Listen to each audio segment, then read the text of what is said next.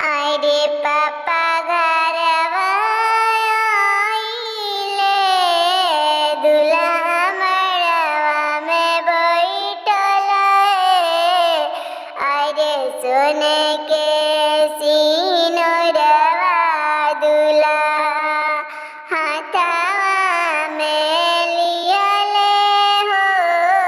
सोने के सिंगरवा दूल्हा अरे चाचा घर आइले, दूल्हा मड़वा में बैठल हो।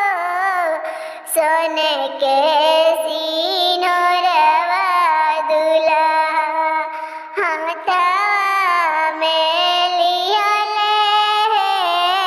सोने के सिनुरवा दूल्हा सिंदूर दाना करी दूल्हा रीतिया निभैया हो। गाँव के जुटल समाजवा गौआ जवरवा हो।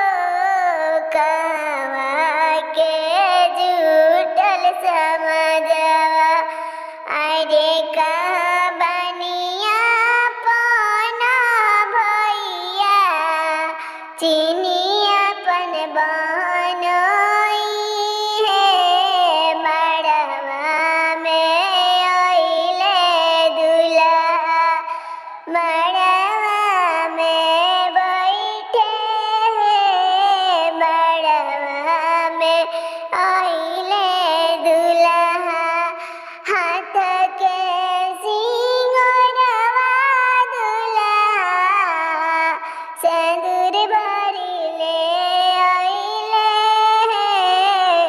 रीतिया